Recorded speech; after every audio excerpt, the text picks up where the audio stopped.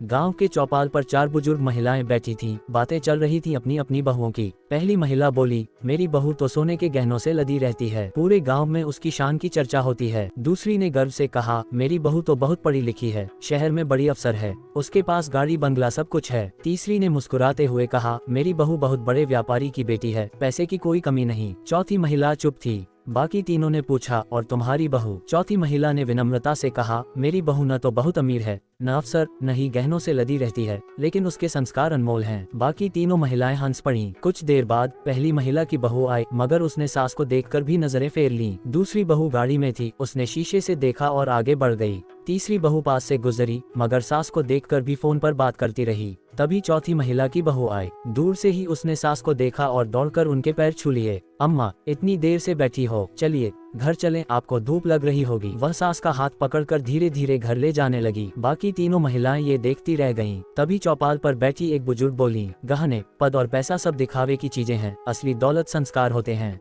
और जो संस्कारों से समृद्ध है वही असली खरा सोना है। इस कहानी से हमें यही सीख मिलती है कि सौंदर्य और संपत्ति समय के साथ फीकी पड़ सकती है, लेकिन अच्छे संस्कार जीवन भर सम्मान दिलाते।